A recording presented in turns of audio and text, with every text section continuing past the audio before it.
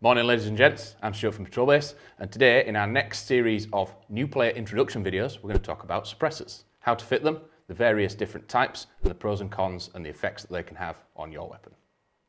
So the first thing we need to talk about when we're looking at suppressors and which one you want to fit to your weapon is the various different types. I've got a range in front of me here.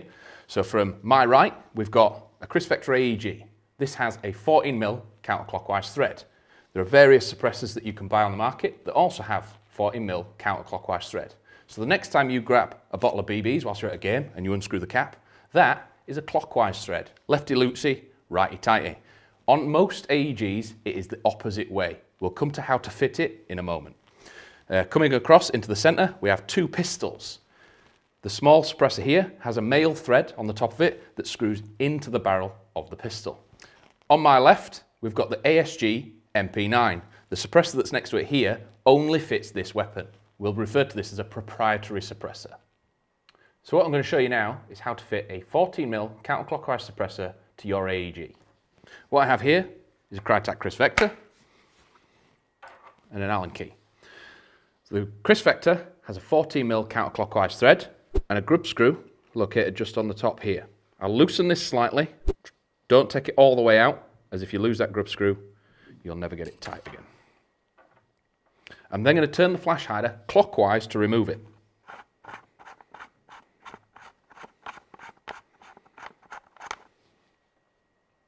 Once you've removed your flash hider, you'll be left behind with a small metal spacer and an O-ring.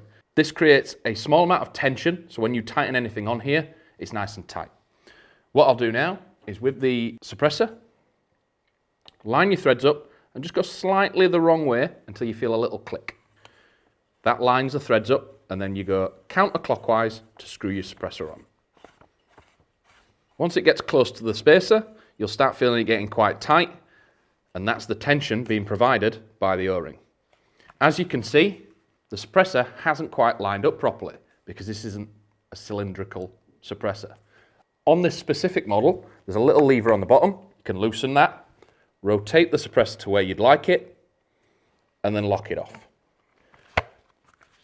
Now you're ready to play, and your suppressors all lined up. In reverse order, now I'll go clockwise to remove the suppressor.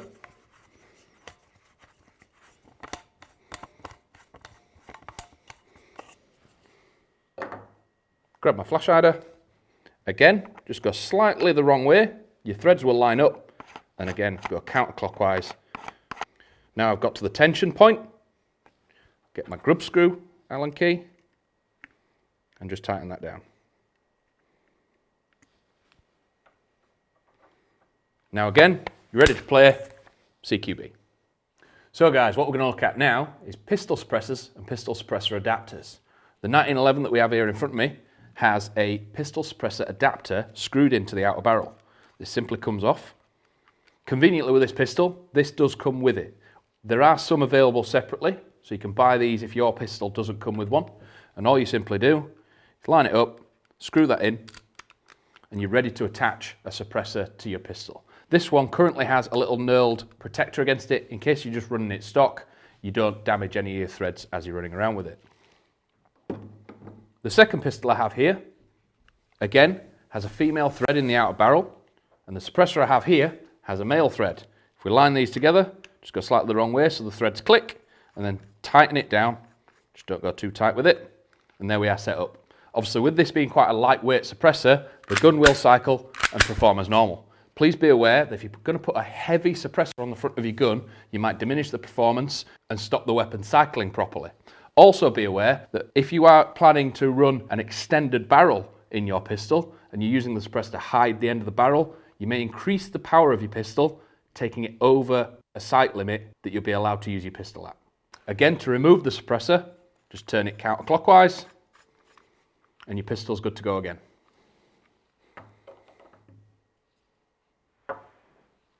So the final thing we're just going to quickly touch on is quick detachable suppressors. The example that we have here is the ASG Rotex. This comes with a birdcage flash hider in the box. All you simply do is attach this birdcage to your weapon. Again, it is 40mm counterclockwise. And then this allows you to quickly attach and detach the suppressor as you see fit. There's various different types of quick detach suppressors, some that slightly screw on and some that just click on and lock in place with little gates. So guys, I hope the information in this video has been really helpful for you. If you've got any doubts between what suppressor might fit your weapon or if you want us to fit a suppressor for you, please come in store. We're more than happy to help. Also, if you're kind of picking the suppressor you want from the website, all the weapons have specifications on them. Please be aware that if you are fitting your own suppressor, be careful not to cross thread and just be really gentle with it, removing grub screws and tighten it down fully. Pistol suppressors, please be aware that if you are using it to cover an extended barrel, you may increase the FPS of the weapon, making it not usable on site. Hopefully we'll see you again in our next new player introduction video. Until then, see you later.